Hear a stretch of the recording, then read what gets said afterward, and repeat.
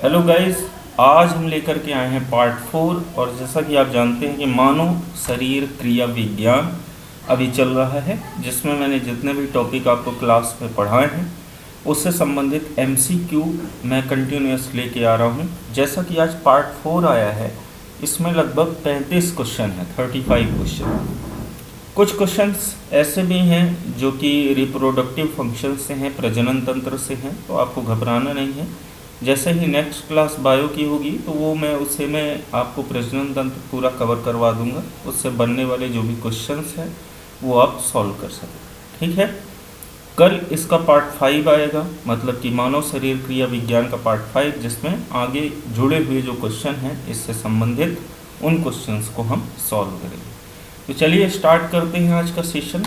सबसे पहला क्वेश्चन आपके स्क्रीन पर ये रहा कि यदि एक पिता का रक्त का वर्ग ए है और माता का रक्त का वर्ग ओ है, तो बताइए उनके पुत्र का कौन सा रक्त वर्ग हो सकता है। तो देखिए, जैसा मैंने इसको निकालने का एक प्रोसेस बताया था, यदि ओ और ए है तो जनरली मुझे तो याद है, आपको भी याद होगा कि या तो बच्चे में ओ हो सकता है या तो ए हो सकता है, जिसमें से 75% ओ होने की संभावना है, 25% ए होने की संभावना है।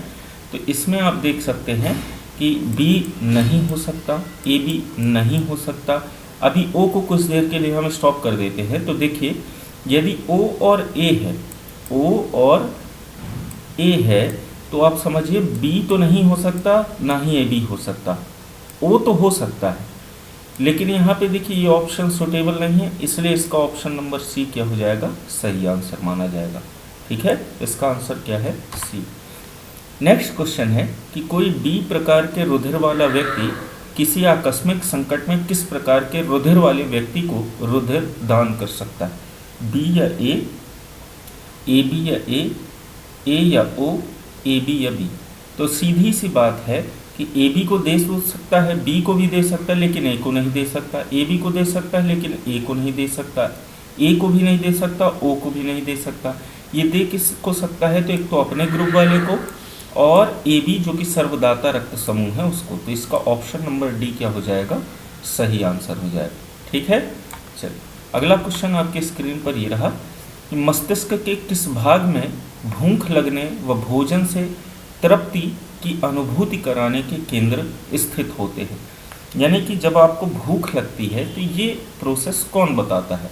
ऑप्शन ए प्रमस्तिष्क गोलार्ध में, ऑप्शन बी अनुमस्तिष्क में यानी सेरिबेलम जिसे कहते हैं, ऑप्शन सी हाइपोथैलेमस, या ऑप्शन डी मेड्यूला ऑब्लोंगेटा। तो प्रमस्तिष्क तो देखिए बुद्धि का केंद्र माना जाता है, अनुमस्तिष्क सेरिबेलम छोटा दिमाग कहते हैं, तो मतलब ए तो नहीं हो सकता ना ही बी हो सकता, क्योंकि ये अनुमस्तिष्क जो छोटा दिमाग है ये आपके शरीर का पेड़ कहलाता है, आपके शरीर को संतुलन बनाने का काम करता है। मेड्यूला ऑब्लोंगेटा क्या करता है, तो ये जैविक क्रियाएं जैसे सहायक क्रियाएं हैं, अनैच्छिक क्रिया उनको नियंत्रित करता है, तो भूख तो अनैच्छिक क्रिया नहीं।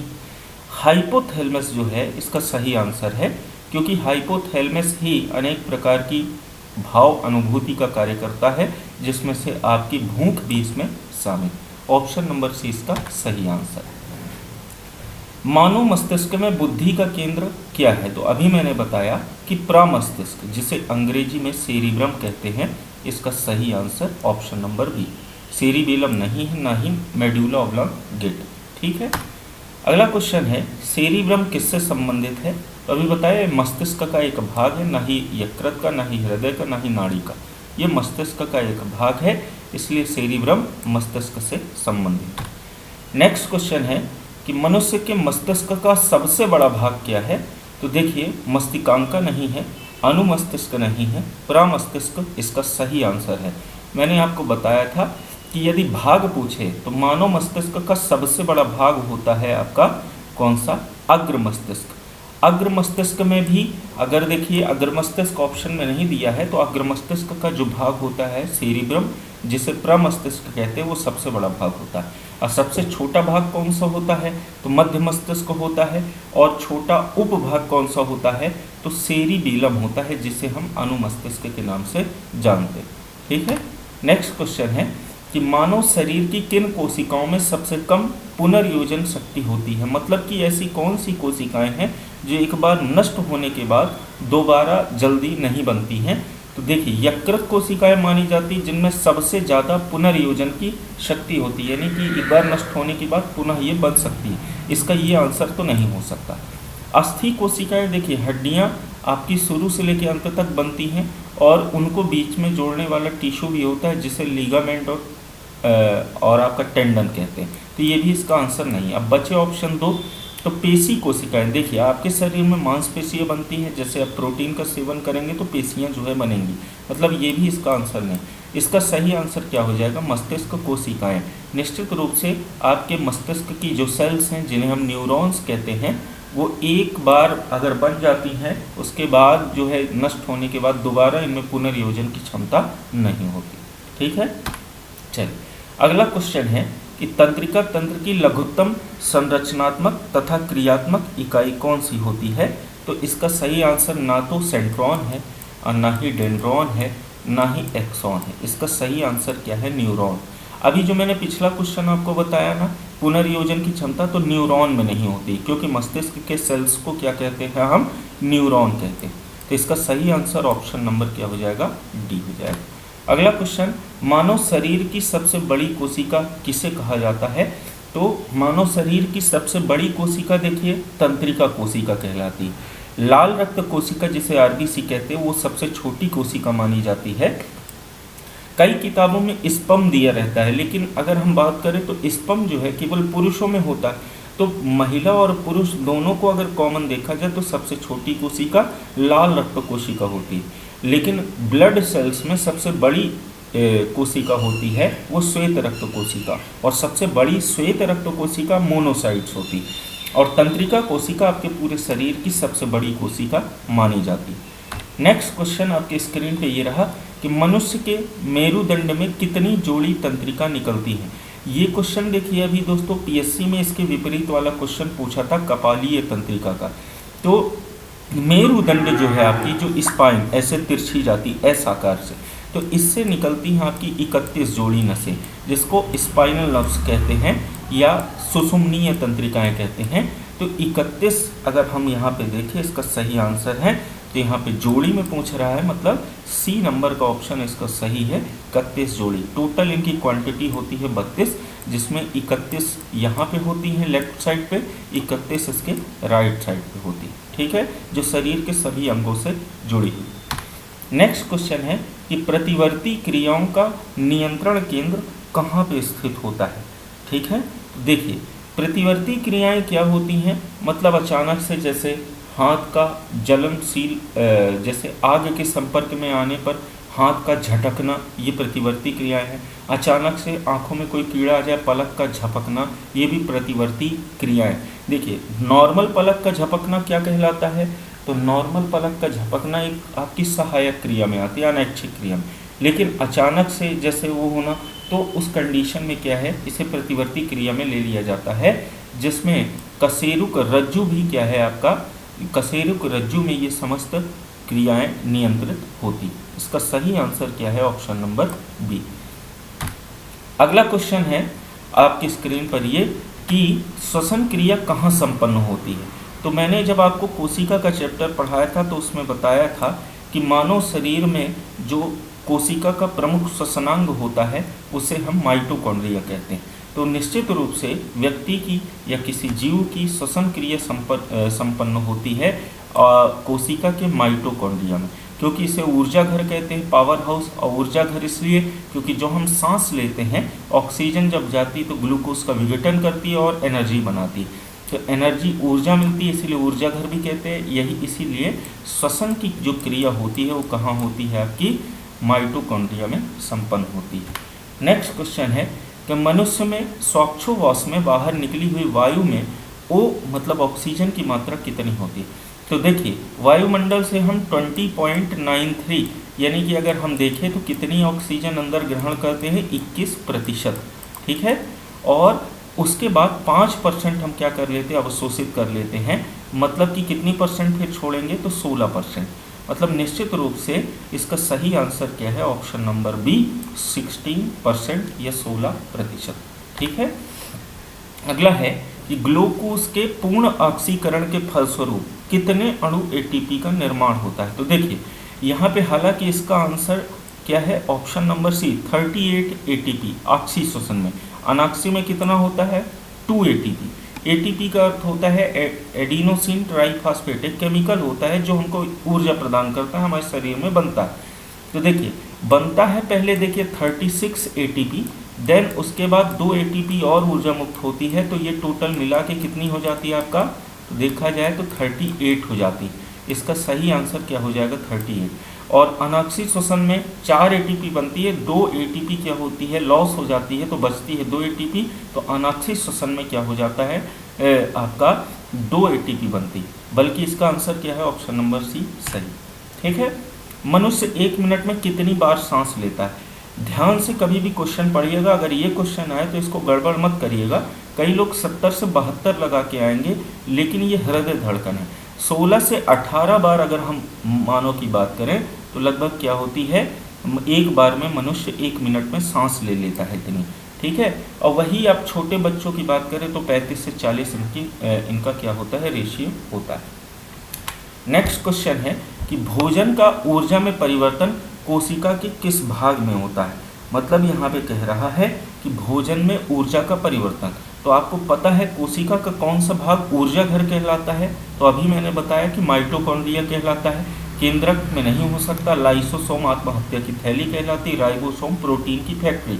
और माइटोकॉन्ड्रिया क्या है, ऊर्जा घर कहा जाता है। तो यहाँ पे ऊर्जा से संबंधित पूछा है, तो कोशिका में माइटोकॉन्ड्रिया में ऊर्जा में परिवर्तन होता है, भोजन का ऊर्जा में परिवर्तन होता है। इसका ऑप्शन नंबर डी सही आंसर। अगला क्वेश्चन आपकी स्क्रीन पर ये रहा कि ऑक्सीजन की उपस्थिति में सुक्रोज का CO एवं जल में ऊर्जा निर्मुक्त होने के साथ पूर्ण रूपांतरण होने को कहते हैं, तो इसे वायवीय श्वसन या वायु श्वसन कहते हैं। क्योंकि ऑक्सीजन की उपस्थिति, अवायवीय में ऑक्सीजन की अनुपस्थिति रहती है, ऑक्सीजन प्रेजेंट नहीं होता है। ठीक है। अवायु श्वसन नहीं हो सकता, ग्लाइकोलिसिस नहीं कहलाएगा, जल अपघटन भी नहीं कहलाएगा। ये क्या कहलाएगा, वायवीय श्वसन या ऑक्सी श्वसन या वायु श्वसन के नाम से जाना जाता है। अगला क्वेश्चन आपकी स्क्रीन पर ये रहा कि हमारी छोड़ी हुई सांस में हवा में कार्बन डाइऑक्साइड की मात्रा लगभग कितनी होती है। तो देखिए हम लेते कितना है, 0.03%, इतना वायुमंडल में है कार्बन डाइऑक्साइड। अब जैसे ही हमारे अंदर सांस गई तो ऑक्सीजन ने ग्लूकोज का विघटन किया, C6H12O5 प्लस O2, देन इस इक्वल टू क्या बनता है, CO2 बनता है, पानी बनता है और ATP के रूप में ऊर्जा बनती है। ऊर्जा को ग्रहण कर ली जाती है और वाष्प के रूप में कार्बन डाई के साथ में हमारे शरीर से बाहर निकल जाती है फेफड़े द्वारा। तो उसकी मात्रा कितनी होती है दोस्तों, 4% होती है। तो इसका सही आंसर क्या हो जाएगा, ऑप्शन नंबर ए या 4%। ठीक है। चलिए नेक्स्ट क्वेश्चन आपकी स्क्रीन पर ये रहा, केप्स चक्र में किसका संश्लेषण होता है। तो केप्स चक्र जो होता है आपका होता क्या है, सबसे पहली बात श्वसन के अंतर्गत ही माना जाता है। और ये केप्स चक्र दरअसल माइटोकॉन्ड्रिया में संपूर्ण साइकिलिंग इनकी होती है। इसी के दौरान 38 ATP के रूप में हमारी एनर्जी बनती है। तो आप ध्यान रखिएगा, ये जो आपका केप्स चक्र है इसमें जो संश्लेषण होता है वो पायरूविक अम्ल का होता है। ध्यान रखिएगा, ग्लूकोज और ATP का नहीं होता है। ग्लूकोज का यूज़ तो ज़रूर होता है, ATP मुक्त होती है, तो यहाँ पे पायरूविक अम्ल जो होता है उसका संश्लेषण होता है। इसी की उपस्थिति में संपूर्ण केप्स चक्र की प्रक्रिया जो होती है वो आपकी कंप्लीट होती है। अगला क्वेश्चन है, अनाक्सी श्वसन का अंतिम उत्पाद क्या होता है जिसमें ऑक्सीजन की आवश्यकता नहीं होती। जैसे कवक, कवक क्या होता है, इसको यह अनाक्सी श्वसन करता है। भोजन में अगर फफूंद लग जाए, देखते हो भोजन खट्टा हो जाता है, मतलब उसमें क्या हो जाता है, लैक्टिक अम्ल। जैसे दूध को 4 दिन के लिए रख दोगे तो कन्वर्ट हो जाएगा किसमें, दही में, और निश्चित रूप से उसमें लैक्टिक, आपको पता है लैक्टोबैसिलस नाम का जीवाणु होता है। तो इसका सही आंसर क्या है, लैक्टिक अम्ल, यानी कि लैक्टिक अम्ल इनका अंतिम उत्पादक माना जाता है। ठीक है ना। चलिए अगला क्वेश्चन आपकी स्क्रीन पर ये रहा कि मनुष्य के शरीर में मुख्य नाइट्रोजनीय अपशिष्ट कौन सा होता है। देखिए नाइट्रोजनीय अपशिष्ट कौन सा होता है, यूरिया होता है कि अमोनिया होता है, यूरिक अम्ल होता है कि अमोनियम नाइट्रेट होता है, तो अमोनियम नाइट्रेट तो नहीं होता है। इसके अलावा यूरिक अम्ल दोस्तों देखिए नहीं होता है, क्योंकि इसका उत्सर्जन कौन करते हैं, यूरिक एसिड का पक्षी करते हैं। अमोनिया भी हम उत्सर्जित नहीं करते हैं, क्योंकि हम स्तनधारी जीव हैं, अमोनिया का उत्सर्जन जलीय जीव करते हैं। तो हमारे में नाइट्रोजनी अपशिष्ट पदार्थ कौन सा होता है, यूरिया होता है। हाँ, यूरिया से यूरिक एसिड बाद में बनता है, और फाइनली जब यूरिन के माध्यम से हम इसे बाहर निकाल देते हैं तो वो कन्वर्ट हो जाता है किसमें, अमोनिया में। ठीक है, तो हमारे शरीर में मुख्यतः जो अपशिष्ट पदार्थ है वो यूरिया के नाम से जाना जाता है। नेक्स्ट क्वेश्चन है कि स्तनधारी इसमें यूरिया बनाते हैं, तो किस में यूरिया बनता है, तो ध्यान रखिएगा गुर्दा जो है आपका वो क्या करता है, आपके ब्लड को फिल्टर करता है। मूत्राशय थैली में यूरिया कभी नहीं बनता, ना ही प्लीहा में और ना ही गुर्दे में, इसका काम फिल्टर का। तो यकृत जो है वो आपका क्या करता है, यूरिया बनाने का काम करता है। तो इसका सही आंसर है ऑप्शन नंबर ए। चलिए नेक्स्ट क्वेश्चन आपकी स्क्रीन पर ये रहा कि मानव शरीर में सबसे छोटी अंतःस्रावी ग्रंथि कौन सी है। तो देखिए अभी यहाँ पे समझिएगा, इसमें जो ऑप्शन दिया है वो ऑप्शन इसका सी सही है, पीयूष ग्रंथि। लेकिन यदि एग्जाम में पीयूष ग्रंथि के स्थान पर पीनियल ग्रंथि भी दे दे तो आपको पीनियल ग्रंथि ही लगाना है। पीयूष से भी छोटी ग्रंथि कौन सी होती है, पीनियल ग्रंथि होती है, मस्तिष्क में होती है। अब अगर मन में आता है कि दोनों ऑप्शन दे तो पीनियल लगाना है, अगर पीयूष नहीं दिया है पीनियल दी है तो केवल पीनियल लगाना है। लेकिन अगर पीनियल नहीं दिया है, पीयूष बस दिया है, तो आप पीयूष ग्रंथि लगाएंगे सबसे छोटी ग्रंथि में। ठीक है, आवर टू थायराइड ग्रंथि, ये आपकी देखा जाए अंतःस्रावी में सबसे बड़ी ग्रंथि मानी जाती है। अधिवृक्क ग्रंथि, एड्रिनल ग्लैंड्स इसको कहते हैं, ये किडनी के ऊपर पाई जाती है। अग्न्याशय ये बहिर्मिश्रित ग्रंथि में सबसे बड़ी ग्रंथि मानी जाती है। ठीक है, चलिए नेक्स्ट क्वेश्चन है कि मनुष्य में रुधिर क्षमता है, तो ब्लड का फिल्टर कहाँ होता है, तो आपको पता है फेफड़े में होता है कि बोमेन संपुट में होता है कि कुंडलित नलिका में होता है कि मूत्र वाहिनी में होता है। तो बताइए इसका सही आंसर क्या है।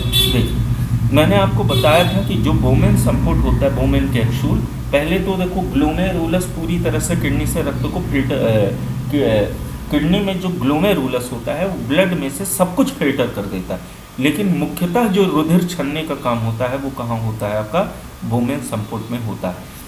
अगर यहाँ पे ग्लोमेरुलस दिया होता तो आप ग्लोमेरुलस आंसर करते, लेकिन बोमेन संपुट दिया है, ग्लोमेरुलस नहीं दिया है, तो इसका सही आंसर ऑप्शन नंबर बी हो जाएगा। नेक्स्ट क्वेश्चन है कि मूत्र का पीला रंग किसकी मौजूदगी के कारण होता है। तो देखिए मूत्र का पीला रंग यूरोक्रोम की वजह से होता है। और यूरोक्रोम दरअसल है क्या, तो हीमोग्लोबिन के विघटन से यूरोक्रोम का निर्माण होता है, और यह यूरिन में मिल करके हमारे शरीर में क्या करता है, यूरिन का रंग पीला देता है। कोलेस्ट्रॉल अलग चीज़ है, जैसे कोलेस्ट्रॉल हमारे शरीर में एक नियमित होना चाहिए, नहीं तो क्या है, रक्त का थक्का जमने लगता है। लसिका क्या है, लिम्फोसाइट्स, WBC का एक उदाहरण। पित्त, पित्ताशय है ना, पित्ताशय से निकलता है आपका पित्तरस। नेक्स्ट क्वेश्चन आपकी स्क्रीन पर ही रहा, गुर्दे की कार्यात्मक यूनिट क्या है। तो मैंने बताया था nephron is the structural and functional unit of the kidney. ठीक है ना, तो नेफ्रॉन इसका सही आंसर है। तो इसकी कार्यात्मक और रचनात्मक इकाई को नेफ्रॉन कहते हैं। गुर्दे का अर्थ होता है किडनी, इसी को वृक्क भी कहा जाता है। अगला क्वेश्चन है कि कृत्रिम गुर्दा जो होता है आपका, वो किस सिद्धांत पर कार्य करता है। तो देखो वैसे तो नेचुरल जो गुर्दा होता है, किडनी होती है, वो फिल्टर करने का काम करती है। जब किडनी काम करना बंद कर देती है तो आर्टिफिशियल किडनी लगाई जाती। तो निश्चित रूप से किडनी का काम फिल्टर करना, ब्लड का फिल्टर डायलिसिस कहलाता है। तो इसका सही आंसर क्या हो जाएगा, आपका डायलिसिस। सक्रिय परिवहन कौन करता है, धमनियाँ और सिराएं। इसके अलावा विसरण डिफ्यूजन प्रोसेस है। परासरण अलग चीज़ हो जाता है ना। तो इसका सही आंसर ऑप्शन नंबर सी। अगला क्वेश्चन है कि मानव शरीर में यूरिया की अधिकतम मात्रा कहाँ पाई जाती है, रक्त में, हृदय में, मूत्र में, पसीने में। तो रक्त में तो देखिए यूरिया होगा तो इंसान की मृत्यु हो जाएगी, इसीलिए ब्लड से फिल्टर होता है किडनी के माध्यम से। हृदय में अगर देखें तो हृदय में यूरिया का कोई मतलब ही नहीं है। पसीने में देख लें तो पसीने से सॉल्ट वगैरह निकलता है, टॉक्सिन्स जो टैबलेट्स वगैरह आप खाते हो उसका जो टॉक्सिन्स होता है, जहर होता है, वो निकलता है। सबसे ज़्यादा जो यूरिया की मात्रा होती है वो किस में होती है, आपकी मूत्र में होती है, आपके यूरिन में होती है। ठीक है ना, मैंने बताया कि यूरिया निकलती है, बाद में वो अमोनिया में कन्वर्ट हो जाती है। अब क्वेश्चन भी आता है कि मूत्र में दुर्गंध किसकी वजह से होती है, तो अमोनिया की वजह से होती है। अगला क्वेश्चन है अपोहन, जिसे हम डायलिसिस कहते हैं, का प्रयोग किस क्रिया को पूरा करने के लिए किया जाता है, यानी कि किस अंग की यहाँ पे। तो निश्चित रूप से डायलिसिस कौन करता है, वृक्क करता है, तो इसका सही आंसर क्या हो जाएगा, वृक्क हो जाएगा। लीवर, यकृत या लीवर आपका यूरिया बनाता है। हृदय का काम आपका पंपिंग का है। अमाशय का काम फूड को कुछ समय के लिए स्टोर करना और छोटे छोटे पार्ट में तोड़ने का काम होता है। ठीक है, नेक्स्ट क्वेश्चन है कि स्वेदन निम्नलिखित में से किसके लिए महत्वपूर्ण है। शरीर का गंध निकालने के लिए, बिल्कुल नहीं। सामान्य स्वास्थ्य को सुधारने के लिए, बिल्कुल नहीं। त्वचा के रंध्र को खोलने के लिए, बिल्कुल नहीं। शरीर के तापमान को विनियंत्रित करने के लिए, बिल्कुल सही। यानी कि ऑप्शन नंबर डी ये आपका सही आंसर। तो स्वेद ग्रंथियाँ जो होती हैं आपके शरीर को क्या करती रहती है, नियंत्रित रखती हैं। क्योंकि देखिए आपके शरीर के बाहरी सतह पर जो बाल पाए जाते हैं वो आपके तापमान को नियत रखने में सहायक होते हैं। तो शरीर के तापमान को विनियंत्रित करने के लिए क्या किया जाता है, ये जो महत्वपूर्ण है वो आपका स्वेद है। अगला क्वेश्चन है आपका मानव वृक्क अस्मरी में पाया जाने वाला प्रमुख रासायनिक यौगिक है। यानी कि अस्मरी का अर्थ यहाँ पे समझिएगा क्या है, पथरी, जिसको आप सामान्य भाषा में पथरी कहते हैं। तो इसका सही आंसर क्या हो जाएगा, आपको पता है कि मानव के वृक्क में जो पथरी होती है वो कैल्शियम ऑक्सलेट की होती है। तो इसका सही आंसर क्या हो जाएगा, option number C, calcium oxalate. ठीक है, नेक्स्ट क्वेश्चन देखते हैं। अगला क्वेश्चन है कि हेनेले लूप का कार्य संबंधित है। तो इसका आपको सीधा सा पता है कि हेनेले का लूप कहाँ पाया जाता है। मैंने आपको इस तरीके से स्ट्रक्चर बताया था, ऐसे ऐसे ये ग्लोमेरुलस यहाँ पे जो आपका था, है ना, यहाँ से जो वाहिनी निकलती है और इस तरीके से स्ट्रक्चर जो होता है और अंततः यहाँ पे आपका क्या हो जाता है, लास्ट में यूरिन डक्ट होता है जहाँ पे मूत्र कलेक्ट होता है। तो ये जो आपका यहाँ से यहाँ तक का एरिया है ये हेनेले का लूप कहलाता है और ये किस में आता है, उत्सर्जन तंत्र में। तो इसका सही आंसर क्या हो जाएगा, ऑप्शन नंबर ए, उत्सर्जन तंत्र। ठीक है, चलिए नेक्स्ट क्वेश्चन आपकी स्क्रीन पर ये रहा कि सामान्यतः निषेचन होता है। तो निषेचन, अब देखिए मैंने पहले ही बताया था कि आपका जो क्वेश्चन आएगा वो किस में आएगा, थोड़ा सा प्रजनन तंत्र से आएगा, जिसके बारे में आपने पढ़ा नहीं है। निश्चित रूप से अगली क्लास में आपको पढ़ा दिया जाएगा। तो इसका सही आंसर जानिए क्या, डिंब वाहिनी। डिंब वाहिनी जो नली होती है उसी में क्या होता है, आपका अंडाणु और शुक्राणु मिलते हैं, जिसे हम निषेचन की प्रक्रिया कहते हैं। नेक्स्ट क्वेश्चन ये है कि गर्भाशय में विकसित हो रहे भ्रूण को किस संरचना द्वारा पोषण मिलता है। तो इसके बारे में हल्का मैंने चर्चा की थी कि मादा जो आपके बच्चे होते हैं जो गर्भ के अंदर विकसित होते हैं तो उसके लिए ग्रंथि कार्य करती है, प्लेसेंटा। तो प्लेसेंटा ग्रंथि होती है जो कि क्या करती है, बच्चों को पोषण प्रदान करती है। इसका सही आंसर क्या हो जाएगा, ऑप्शन नंबर सी, प्लेसेंटा। ठीक है, नेक्स्ट क्वेश्चन है कि गर्भाशय में मानव भ्रूण किस द्रव में तैरता है। तो इसका सही आंसर देखिए, इसका सही आंसर ऑप्शन नंबर बी, आमनियाटिक द्रव। ये क्या होता है तो इसके बारे में मैं क्लास में आपसे चर्चा करूंगा। इसका सही आंसर ऑप्शन नंबर बी। ठीक है, चल इसके बाद आज के सेशन का हम लास्ट क्वेश्चन 35वां क्वेश्चन देख रहे हैं कि दो युग्मकों के संयोजन को क्या कहा जाता है। कि सीधी सी बात है कि अंडाणु और शुक्राणु जब आपस में मिलते हैं तो मैंने बताया कि प्रजनन तंत्र में इस प्रक्रिया को निषेचन कहा जाता है। परिवर्धन नहीं कहलाता, ना ही पुनर्जनन कहलाता है, ना ही परागम कहलाता है। इसको हम क्या कहते हैं, निषेचन कहते हैं। ठीक है, तो इस तरीके से दोस्तों देखिए हमने लगभग 35 क्वेश्चंस को आज आपके सामने देखा और बढ़िया तरीके से उन्हें सॉल्व किया। कल मैं मिलूँगा आपके साथ में जिसमें से आपका प्रजनन तंत्र से बहुत सारे क्वेश्चंस रहेंगे। यदि आप प्रजनन तंत्र नहीं पढ़ पाते हैं तो इन क्वेश्चंस बस को लगाएंगे तो उनसे बनने वाले जो भी प्रश्न परीक्षा में आएंगे तो आपसे बन जाएंगे। तो आज के इस वीडियो में केवल इतना ही, कल मिलेंगे पार्ट 5 वीडियो में। तब तक के लिए नमस्कार।